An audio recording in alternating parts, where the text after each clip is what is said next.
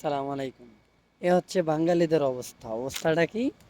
সেটা হচ্ছে, আমি যার আন্ডারে বর্তমানে আছি সৌদির, সে আমাকে বলেছে একটা কাজ আছে একটু বড়, ওই কাজটা একটু কয়েকজন পাঁচ 6-7 জন লোক নিয়ে 6 জন লোক নিয়ে করাই নিতে, বুঝছেন? তো সেক্ষেত্রে আমি কি করলাম, আমার পাশে দুইটা বিলা আছে।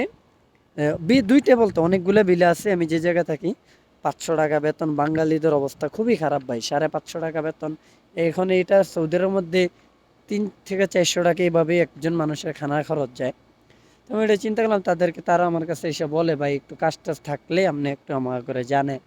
তো আমি কাজটা পরছে, আমি তাদেরকে যে বলছি যে, "ভাই, আপনারা কয়জন আছেন, আপনারা আইয়েন।" এরা 2 রুমের মিল্লা 9 জন আইছে, বুঝছেন? 9 জন এসে আমি বলছি, ঠিক আছে, আপনি 9 জনে মিল্লা কাজটা করেন, 6 জনের টাকাটা 9 জনে মিল্লা ভাগ করে নিয়েন গা। কইছে, ভাই আচ্ছা ঠিক আছে। আমি আবার দেখেন তাদেরকে বলছি যে, দেখেন আপনারা যে আসবেন, আপনি মিনিমাম 7 থেকে 8 ঘন্টা কাজ করতে হবে এখানে। বলছে ঠিক আছে ভাই, আমরা কাজ করবো।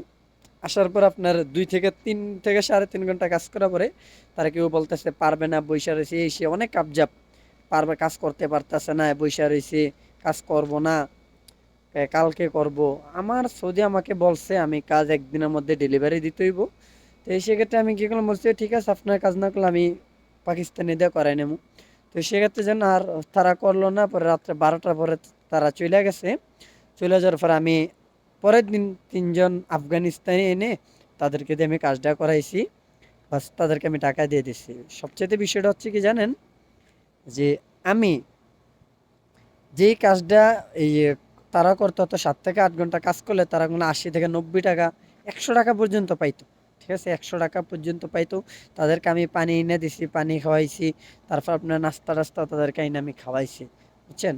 চিন্তা করলাম, বাঙালি মানে 100 টাকা তাদের সারা মাসে কষ্ট করে পায় আপনার কত, 550 টাকা। সেক্ষেত্রে আর ঠিক মতো বেতনও দেওয়া হয় না। আর আমার এইখানে দেখেন, একটু কাজ করে তো বলছি 100 টাকার মতো পাইলে হলে, এই কাবজাব 3 জন হবে তো সবাই না, 3-4 জন ভালো একটুটা কাজ করছিল। পরে আর কি করার, অন্যজনকে নিয়ে আমি কাজটা সারিয়ে দিছি। এ হচ্ছে বাঙালিদের বর্তমানে সৌদি আরবের অবস্থা।